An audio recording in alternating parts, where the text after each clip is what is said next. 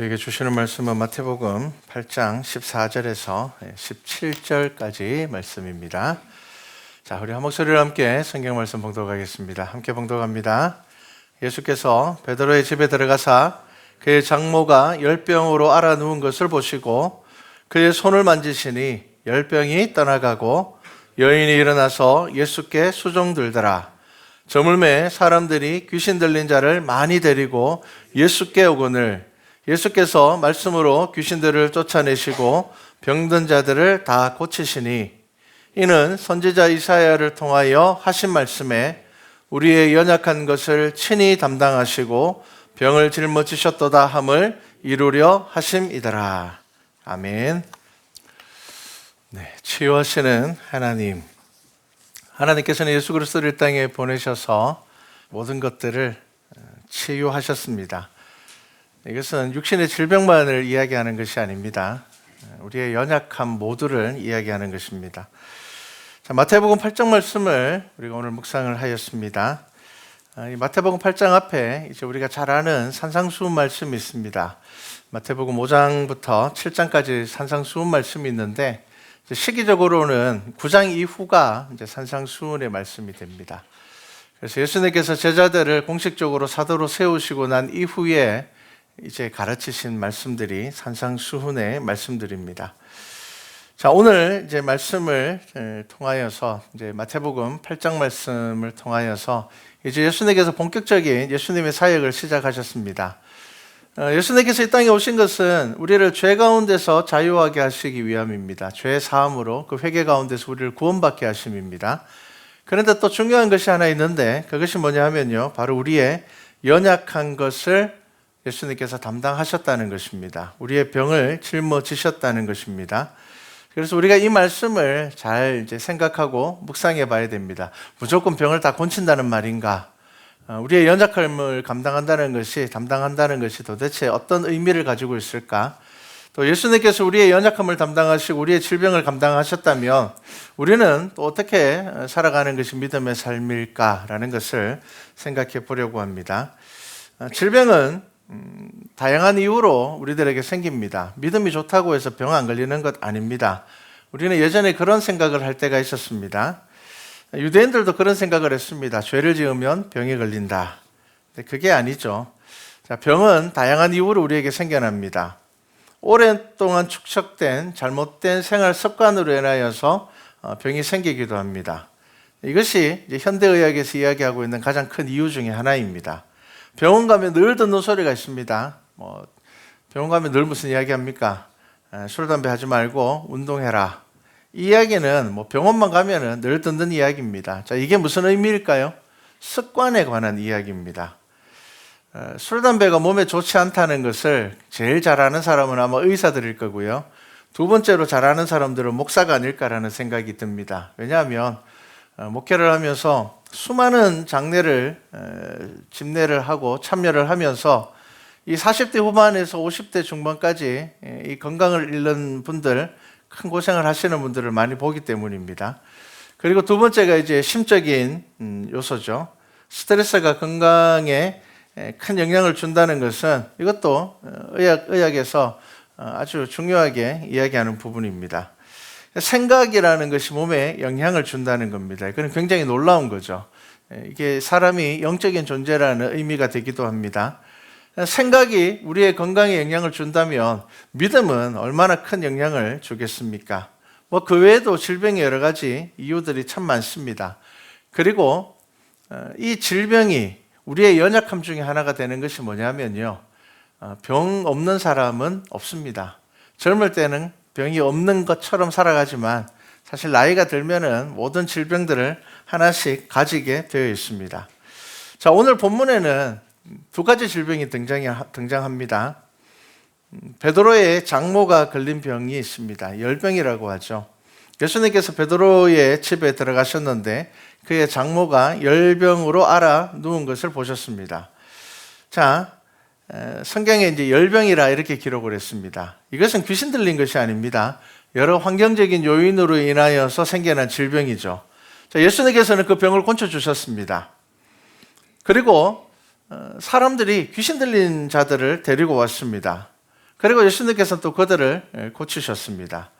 근데 열병을 치유하실 때는요, 이렇게 기록하고 있습니다. 그의 손을 만지시니 열병이 떠나가고, 그리고 이제 누가복음에는요, 열병을 꾸짖으시니 이렇게 기록을 하고 있습니다. 그리고 귀신을 쫓아낼 때는요, 동일합니다. 말씀으로 쫓아내셨습니다. 성경은 귀신 들린 질병에 대해서 분명히 기록하고 있습니다. 그런데 모든 질병이 귀신 들린 것은 아닙니다. 이단 중에는 이 귀신론을 주장하는 이단들이 있습니다. 모든 것을 다 귀신과 연관을 시킵니다. 심지어 공부를 못하면 공부를 방해하는 귀신이 붙어서 그렇다고 이야기하기도 하고요. 가난한 사람들은 가난한 귀신이 붙어서 그렇다, 그렇게 이야기를 하기도 합니다. 여러분, 이것은 성경을 도무지 모르는 것입니다. 이거는 무당들이 하는 소리죠.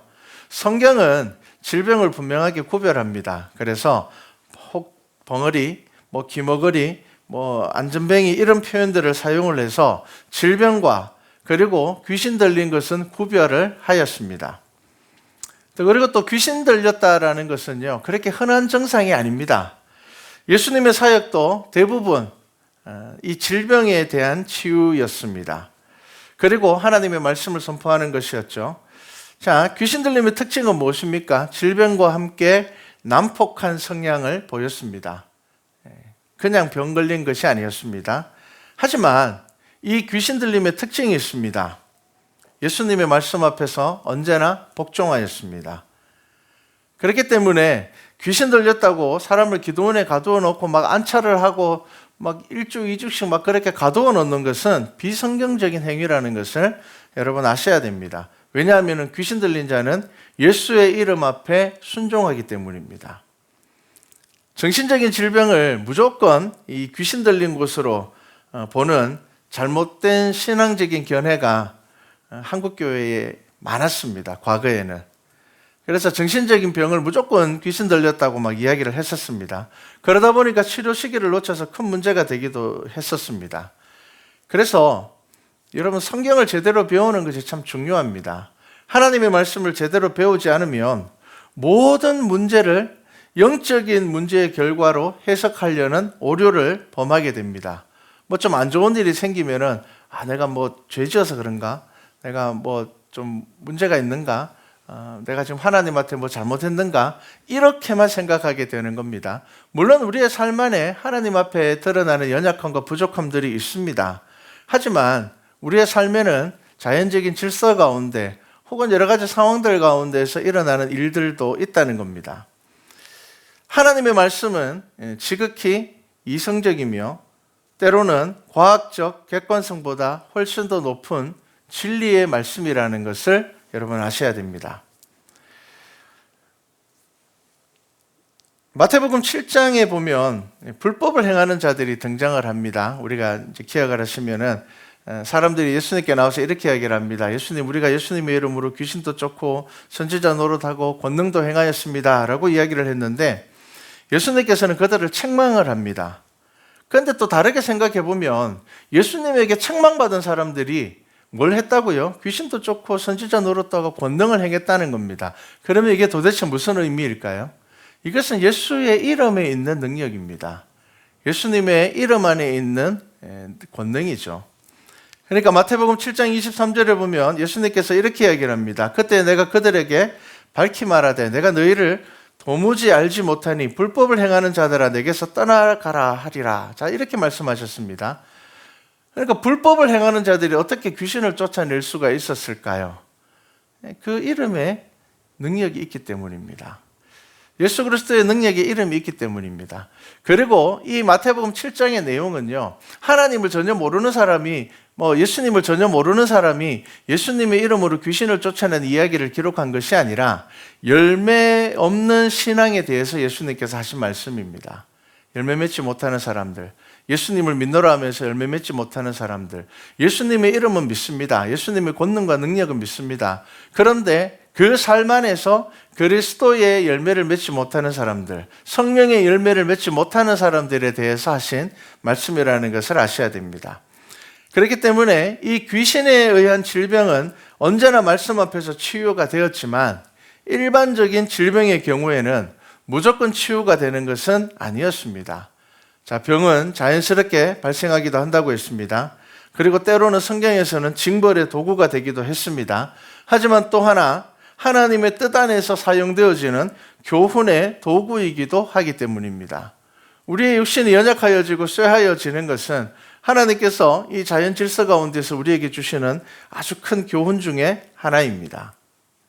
예수님이 베드로의 집에 가시기 바로 전에 일어난 사건이 마가복음 1장 말씀입니다. 마가복음 1장 21절에서 28절 말씀이 예수님께서 이 베드로의 집에 가기 전에 있었던 일입니다. 이 마가복음 1장에 보면요, 좀 특별한 일이 있습니다. 어떤 일이 있는가 하면요, 예수님께서 회당에서 말씀을 전하십니다. 자, 마가복음 1장 21절을 보면은 가버나움에 들어가셔서 예수께서 곧 안식일에 회당에 들어가서 가르치시는데 사람들이 막 그 교훈에 놀랍니다. 와, 이것은 새로운 권위고 새로운 능력이다. 이렇게 이야기를 하는데 23절 말씀을 보면요, 마침 그들의 회당에 더러운 귀신 들린 사람이 있어, 이렇게 기록하고 있습니다. 지금 회당에서 예배를 드리고 있는 그 자리에 누가 있다고요? 귀신 들린 자가 그 자리에 있었다는 겁니다. 자, 그런데 이 귀신 들린 자가 예수님께서 하시는 말씀에 그가 침묵하지 않고 예수 그리스도의 말씀에 반응을 합니다. 그 귀신이 드러납니다. 이것이 예수님의 말씀의 권위이고 능력이었습니다. 자, 이 일을 목격한 사람들이 귀신 들린 자들을 데리고는 예수님께서 어디에 가셨는지를 물어보고는 베드로의 집으로 가셨다는 이야기를 듣고는 귀신 들린 자들을 데리고 베드로의 집으로 온 것입니다. 자, 예수님께서는 육신의 질병 고치시고요, 그 귀신 들린 자들을 또한 고치셨습니다. 말씀으로 고치셨습니다. 자, 예수님께서 이 땅에 오신 이유에 대하여서 이 사건을 기록하면서 이사야의 말씀을 말씀하고 있습니다. 자, 예수님께서 이 땅에 오신 이유가 무엇이라고요? 우리의 연약함들, 우리의 질병들, 그것을 예수님께서 짊어지시기 위해 오셨다는 것입니다. 자, 우리는 구원이라고 이야기할 때 우리가 죄에서 노임을 받고 사단에게서 노임을 받고 이런 것만 생각을 합니다. 자, 그런데 예수님께서 이 땅에 오신 이유는 분명히 사단을 멸하고 우리를 구원하시기 위해서 오신 것이 맞습니다. 그리고 또 하나, 예수 그리스도의 중요한 사역이 뭐라고요? 우리의 연약한 것을 친히 담당하시고 그 병을 짊어지시기 위하여서 오셨다라는 것입니다.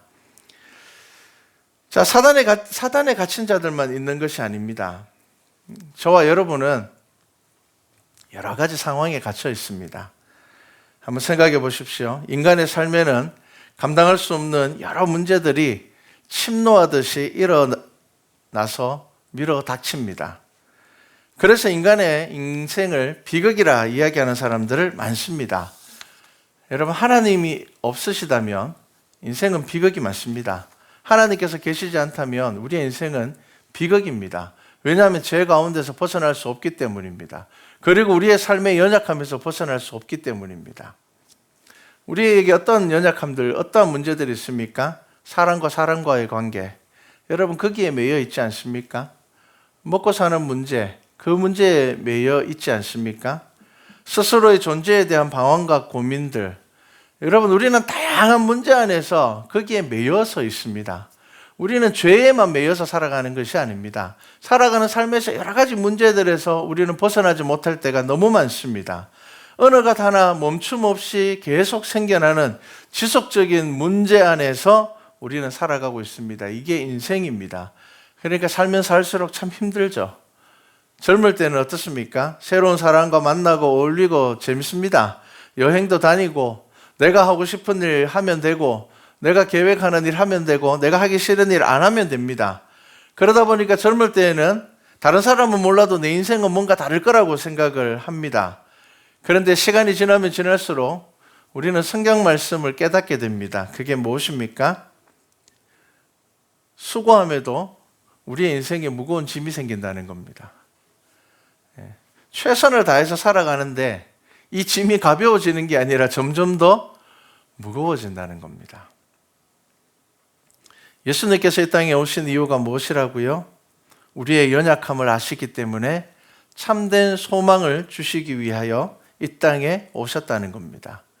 저와 여러분의 연약함들을 감당하기 위해서 예수님께서 오셨다는 겁니다. 질병은 인간을 가장 연약하게 만드는 것 중에 하나입니다. 그렇기 때문에 예수님께서는 이 땅에 오셔서 그 연약함과 그 질병들을 짊어지셨다는 것입니다.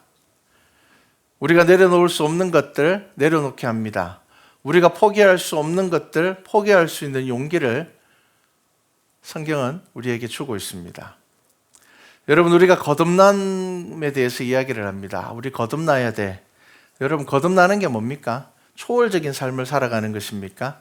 여러분, 거듭난다는 것은 초월적인 삶을 살아가는 것이 아니라 보지 못하였던 것들을 보았기 때문에 새로운 삶을 살아가게 되는 것입니다. 여러분, 보지 못하는 것들이 무엇입니까? 우리는 예수 그리스도를 통하여서 하나님의 나라를 보았고요. 예수 그리스도를 통하여서 부활의 소망을 보았습니다. 세상 사람들이 볼 수 없는 것들을 우리가 보았기 때문에 우리는 삶에서 새로운 삶을 살아갈 수 있게 되는 것입니다. 거듭남이라는 것이 막 하나님의 말씀의 능력이 우리 안에 일어나서 우리 주위의 모든 문제가 다 해결되고 막 그렇게 되어서 우리가 거듭난 삶을 사는 것이 아닙니다. 거듭난 삶을 살아가는 사람들의 모습을 보십시오. 주위에 아무것도 변한 것 없습니다. 나의 상황도 변한 것이 없습니다. 그럼에도 불구하고 새로운 삶을 살아갈 수가 있습니다. 왜 그렇습니까? 보지 못했던 것들을 보았기 때문입니다. 여러분, 우리를 성도라고 이야기를 합니다. 예수 그리스도를 믿는 자들을 성도라고 이야기를 합니다. 성도가 무엇입니까? 하나님 나라의 백성을 말하는 것입니다. 그러면 저와 여러분이 하나님의 나라를 알아야 됩니다. 하나님의 나라를 맛보셔야 됩니다. 우리가 이 땅에서 예수 그리스도를 통하여서 하나님의 나라를 맛보셔야 됩니다.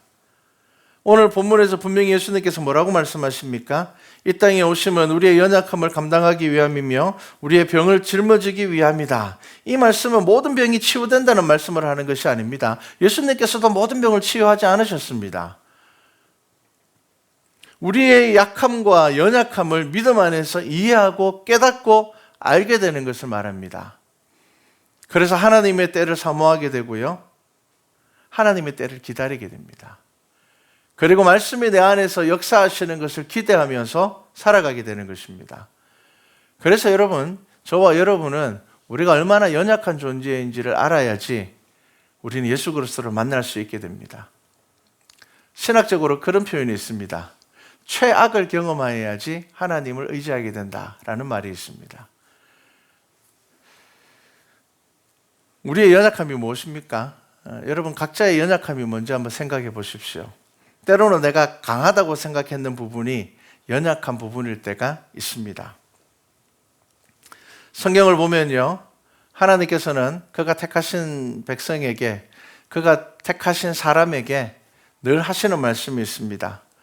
강하고 담대하라입니다. 여러분, 구약 성경 읽어보면 이 말씀 정말 많이 듣습니다. 강하고 담대하라. 그런데 이 강하고 담대하라는 말은요, 혼자 딱 떨어져서 사용되지 않습니다. 그냥 하나님께서 야, 강하고 담대해라, 여기서 끝나지 않습니다. 이 말 뒤에는 늘 따라오는 말이 있습니다. 뭐가 따라올까요?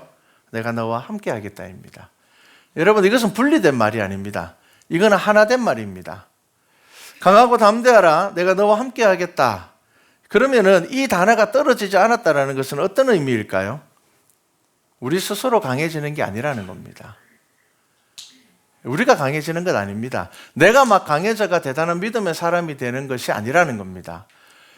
저와 여러분은 연약합니다. 예수님께서는 우리의 연약함을 감당하러 오셨습니다. 그 연약한 우리가 강하여질 수 있는 방법은 무엇입니까? 하나님께서 나와 함께 하신다라는 것에 대하여서 우리는 그것을 의심하지 아니하고 믿는 것이 우리가 강하여질 수 있는 방법입니다. 문제가 해결되어서 강해지는 것 아닙니다. 하나님이 나와 함께 하시는 것이 의심되지 않을 때에 우리의 삶 가운데서 우리는 그 이전의 삶과 다른 삶을 살 수가 있다는 겁니다. 하나님께서 믿음의 사람들, 택한 사람을 불러서 강하고 담대하라 라고 이야기를 하실 때 그에게 무슨 초능력을 주신 것 아닙니다. 그가 막 굉장한 능력을 갑자기 가지게 된 것 아닙니다. 환경은 바뀐 거 하나도 없습니다. 그럼에도 불구하고 그가 강하고 담대하게 살 수 있었던 건 무엇입니까? 하나님께서 나와 함께 하시는 것에 대해서 전혀 의심하지 않았기 때문입니다. 자, 이 연약함과 이 강함을 어떻게 표현하면 적당할까요? 여러분, 아프리카의 동물 중에 낮에도 자기 자고 싶을 때 자고, 악어가 바글바글한 강에 가서 언제든지 물을 먹을 수 있는 동물이 딱 하나가 있습니다. 뭔지 아시겠습니까? 사자도 못합니다. 사자도 강가에 잘못 가면 악어한테 잡아먹힙니다. 코끼리입니다. 코끼리. 네, 코끼리는요, 자고 싶을 때 자고, 자기 물 먹고 싶으면은 강에 가서 물 먹습니다. 전혀 신경 쓰지 않습니다. 왜냐하면은 가장 강한 동물이기 때문입니다. 반면에 토끼는 낮에 아무 데서나 널브러져 자면은 그냥 잠에서 깨어나면은 딴 데 있습니다. 죽을 수밖에 없습니다. 토끼는 어디서 잘까요? 굴 파고 들어가서 자야 됩니다. 그리고 이 굴 입구도 잘 숨겨야 됩니다. 그냥 아무 데나 굴 만들어 놨다가는 여우가 들어오든지 뱀이 들어와서 잡아먹습니다. 그러니까 토끼는 굴을 어떻게 파놓을까요? 여러 개 파놓습니다. 여러 개 파놓고요. 나가는 입구도 여러 개 만들어 놓습니다. 왜냐하면 언제 죽을지 모르기 때문에 그렇습니다. 그런데 동물의 왕국을 보면요, 이 사슴 종류 중에 아주 똑똑한 녀석들이 있거든요. 이 동물들이 어떻게 살아가는가 하면요, 코끼리 무리를 따라다닙니다. 코끼리 무리를 적당한 거리로 따라다녀요. 코끼리가 빨리 못 달리거든요. 근데 이제 작은 초식 동물들은 굉장히 빨리 달릴 수가 있단 말이에요. 그러니까 얘들은 코끼리 무리가 가는 곳을 늘 따라다닙니다.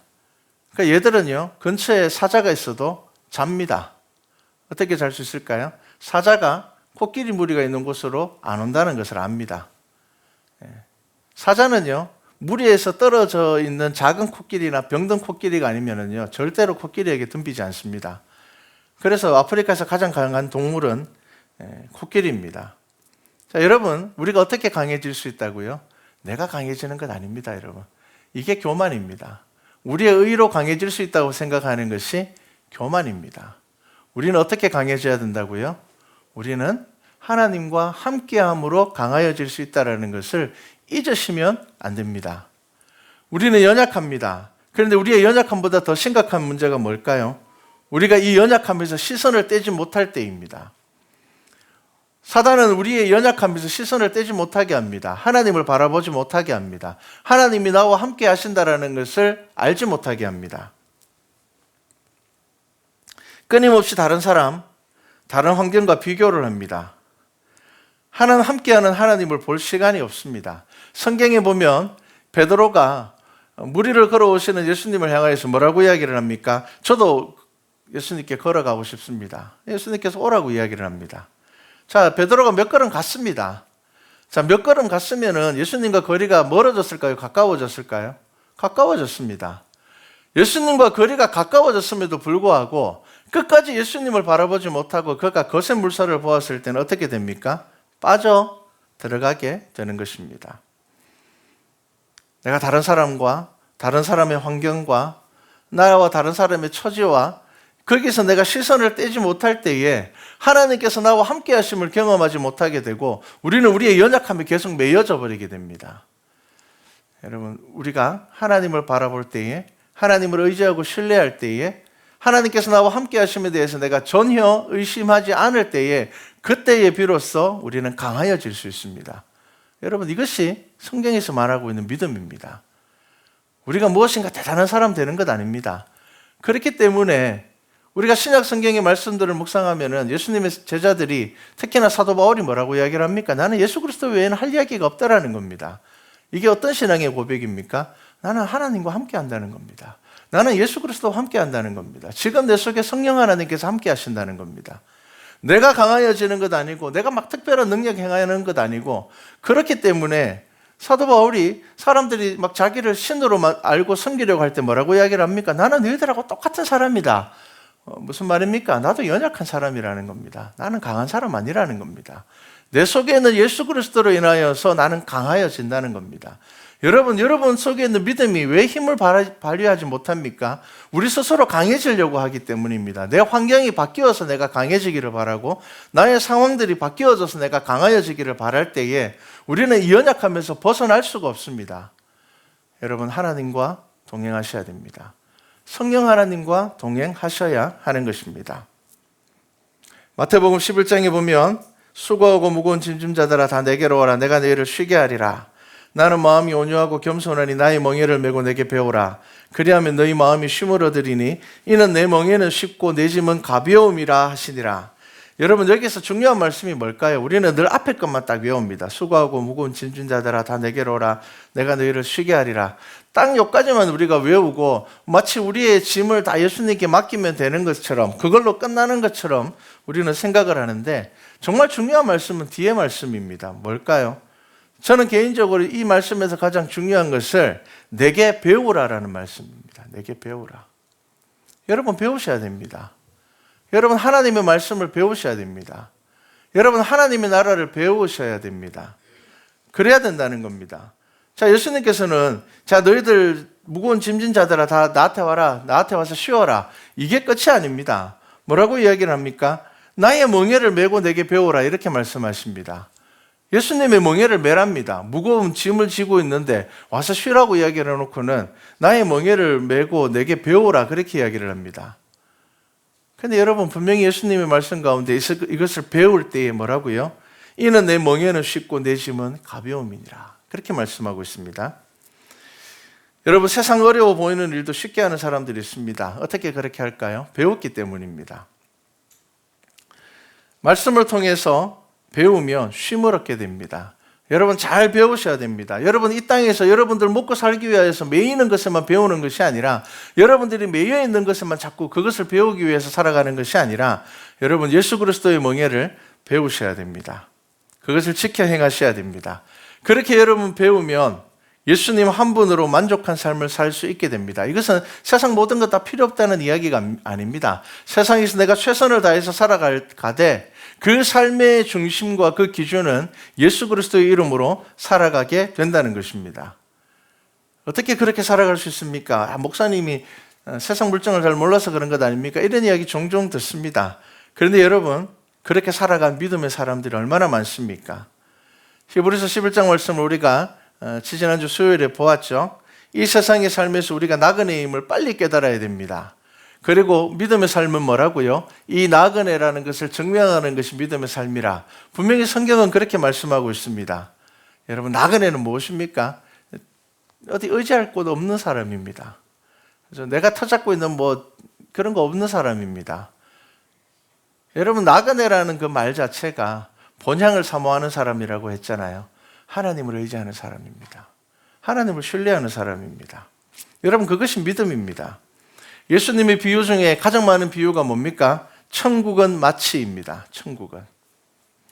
예수님을 믿는다는 것은 하나님의 나라를 더 알아가는 것입니다. 그렇기 때문에 세상에서 벗어나지 못하는 사람은 예수님 앞에 가까이 나오지 못합니다. 하나님 나라에 관심이 없는데 어떻게 예배를 드리겠습니까? 어떻게 매일 하나님 말씀을 묵상을 하겠습니까? 어떻게 매일 시간을 구별하여서 기도드리겠습니까? 하나님 나라에 별로 관심이 없는데. 세상에서 벗어나오지 못하면, 세상에 관심을 벗지 못하면 여러분, 우리의 시선은 하나님을 향하지 못합니다. 설교를 들으면 어떻겠습니까? 세상에 관심이 있는 사람이, 세상에 관심이 가장 많은 사람이 설교를 들으면 어떤 느낌이 들까요? 뜬구름 잡는 그런 이야기로 들릴 겁니다. 건강 세미나를 하면요, 어떤 사람이 모입니까? 건강에 관심 있는 사람들, 건강이 중요하다는 걸 아는 사람들, 가족 중에 아픈 사람이 있는 사람들, 몸이 아파본 경험이 있는 사람들이 건강 이야기 들으면 건강 세미나 이런 거 들을 생각을 합니다. 관심 없으면 듣지 않습니다. 하나님의 나라에 관심이 없다면 어떻게 우리가 시간을 구별하여서 먼저 예배 드릴 수가 있겠습니까? 어떻게 우리의 삶을 구별할 수가 있겠습니까? 말로는 하나님을 믿는 것처럼 말하고 하나님의 나라에 관심이 많은 것처럼 말하지만 그의 삶이 신앙적으로 하나님 나라를 향하지 않는다면 여러분, 그것은 하나님 나라에 관심이 없다는 겁니다. 저와 여러분이 믿음으로 살아간다는 것은 무엇을 의미합니까? 우리가 하나님 나라에 관심이 있는 사람으로 살아가는 것을 증거하는 겁니다. 우리의 연약함을 감당하시는 예수님께 맡기고 세상을 살아가되 말씀의 기준으로 살아가는 것, 여러분, 그것이 열매 맺는 교회가 되는 방법입니다. 하나님을 알지 못하는 사람들이 저와 여러분을 볼 때에 무거운 삶의 무거운 이 짐을, 세상 짐을 다 지고 가는 것으로만 보인다면 어떻게 복음을 전할 수가 있겠습니까? 그들이 보기에 저 사람도 분명히 세상에 무거운 짐이 있을 텐데, 저 사람도 자녀를 키우다 보면은 괴로울 텐데, 힘들 텐데, 번뇌가 있을 텐데, 고민이 있을 텐데, 그럼에도 불구하고 하나님의 나라의 소망으로 살아가는 저와 여러분을 볼 때에 그리스도가 증거되는 것입니다. 그러니까 믿지 않는 사람들이 여러분을 볼 때 늘 불평이고 불만이고 화가 나 있고 이러면 복음이 전해지겠습니까? 저 사람 예수 믿고도 뭐 나보다 더 무거운 짐을 지고 살아가는 것 같고, 저 사람 예수 믿으면서도 나보다는 뭐 배는 더 많이 고민하고 살아가는 것 같고, 더 많은 불평을 하고 살아가는 것으로 보인다면 어떻게 복음을 전할 수가 있겠습니까? 여러분들이 세상에서 살아갈 때 만나는 모든 이들이 여러분들을 통하여서 세상의 짐, 여러분들의 연약함을 예수 그리스도께 맡긴 삶을 살아가는 그 모습을 통하여서 복음이 전해지는 것입니다. 여러분, 우리의 삶이 우리의 짐으로 무너지는 것이 아니라 그리스도의 멍에를 매는 삶이 되어야 될 것입니다. 예수님께서 우리의 연약함을 지셨으니 이제 우리는 예수 그리스도의 멍에를 메어야 되는데, 예수님의 멍에가 뭘까요? 예수님의 가르침에서 찾으셔야 됩니다. 네 옷을 내 몸과 같이 사랑하라. 자, 갈라디아서 6장 2절 말씀입니다. 너희가 짐을 서로 지라. 그리하여 그리스도의 법을 성취하라. 자, 예수님께서 우리의 연약함을 감당하셨습니다. 그럼 우리는 그냥 짐 다 내려놓고 그냥 우리는 세상 편하게 살면 됩니까? 아닙니다. 우리는 그리스도의 멍에를 메어야 됩니다. 배워야 됩니다. 그 멍에가 뭐라고요? 이웃을 사랑하는 것입니다. 하나님을 사랑하고 이웃을 사랑하는 것입니다. 그래서 뭐라고 말씀합니까? 너희가 짐을 서로 지라. 그리하여 그리스도의 법을 성취하라. 예수님께서 우리의 연약함을 감당하신 것은 또한 우리가 서로의 연약함을 감당하게 하신 것입니다. 다른 사람의 연약함을 손가락질하는 것, 아직 나의 연약함을 예수님께 맡기지 않은 것입니다. 내가 남들과 비교해서 나의 우월성을 가지고 살아간다면 이것 또한 나의 연약함입니다. 여러분, 우리의 연약함을 맡기고 서로의 연약함을 지고 복된 하나님의 나라에 이르는 우리 말씀과 찬양교회가 되기를 주님의 이름으로 축복합니다.